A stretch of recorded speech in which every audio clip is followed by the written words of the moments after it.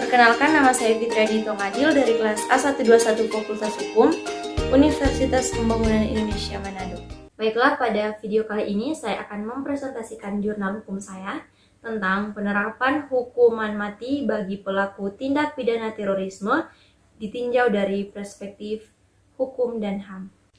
Dilihat dari abstrak, terorisme adalah perbuatan yang menggunakan kekerasan atau ancaman yang menimbulkan teror atau rasa takut secara meluas, yang dapat menimbulkan korban massal atau kerusakan dengan motif politik, ideologi, atau gangguan keamanan. Salah satu bentuk terorisme adalah aksi peledakan bom. Aksi ini biasanya dilakukan secara berkelompok dan terstruktur, serta sangat merugikan banyak orang karena aksinya yang menimbulkan korban massal dan kerusakan. Aksi ini juga merupakan pelanggaran terhadap hak asasi manusia karena telah merampas secara paksa hak hidup orang-orang yang tidak bersalah. Oleh karena itu, pelaku akan dijerat dengan hukuman berdasarkan telah dicantumkan di dalam Undang-Undang Dasar Negara Republik Indonesia tahun 1945. Hukuman yang paling berat yaitu hukuman mati. Hukuman mati berada di kasta hukum tertinggi sebagai hukuman terberat di dunia yang diberikan kepada seseorang terpidana. Hukuman mati di Indonesia selalu menjadi perdebatan karena bertentangan dengan HAM. Pengaturan hukuman mati terhadap terorisme dalam kaitannya dengan perlindungan HAM menyebabkan munculnya berbagai pendapat dan perdebatan yang dimana hukuman mati dianggap melanggar HAM, dan ada yang menganggap hukuman ini harus terus diberlakukan.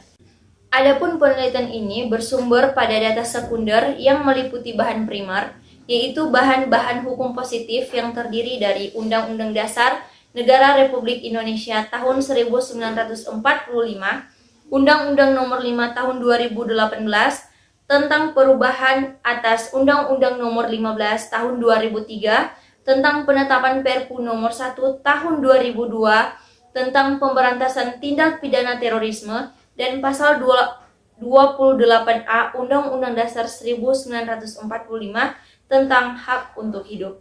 Selanjutnya bab 1, pendahuluan. Latar belakang. Tindak pidana adalah perbuatan yang melanggar larangan yang diatur oleh aturan hukum yang diancam dengan sanksi pidana. Salah satunya yaitu tindakan terorisme yang merupakan aksi teror yang banyak merugikan banyak orang. Terorisme menurut Undang-Undang Nomor 5 Tahun 2018 tentang perubahan atas Undang-Undang Nomor 15 Tahun 2003 tentang penetapan Perpu Nomor 1 Tahun 2002 tentang pemberantasan tindak pidana terorisme adalah perbuatan yang menggunakan kekerasan atau ancaman yang menimbulkan teror atau rasa takut secara meluas, yang dapat menimbulkan korban massal atau kerusakan dengan motif ideologi, politik, atau gangguan keamanan. Aksi ini merupakan tindakan yang merampas secara paksa hak untuk hidup seseorang atau lebih. Oleh karena itu, tindakan ini melanggar HAM secara khusus telah diatur dalam Pasal 28A Undang-Undang Dasar 1945. Tentu saja suatu tindak pidana tidak akan lepas dari sanksi yang berupa hukuman. Hukuman yang diberikan diterapkan berdasarkan Undang-Undang Dasar 1945. Salah satu hukumannya yaitu hukuman mati. Hukuman mati atau pidana mati adalah praktik yang dilakukan oleh suatu negara untuk membunuh seseorang sebagai hukuman atas suatu kejahatan. Vonis yang memerintahkan seorang tersangka didakwa dengan hukuman mati dapat dikatakan telah divonis mati dan tindakan pelaksanaan hukuman disebut sebagai eksekusi.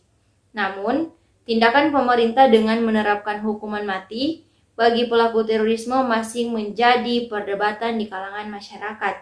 Karena masyarakat menganggap pemerintah juga melanggar HAM karena telah merampas hak hidup pelaku pidana serta hukuman mati merupakan hukuman yang keji. Berdasarkan latar belakang di atas, dapat dirumuskan permasalahan sebagai berikut.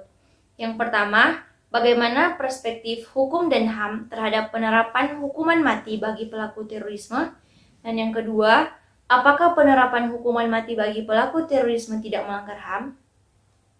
Adapun metode penelitian yang saya gunakan yaitu penelitian hukum normatif yang berfokus pada norma-norma hukum yang berlaku dan pengkajian norma-norma hukum tersebut dilakukan dengan cara meneliti data sekunder sebagai data utama, sedangkan data primer sebagai penunjang.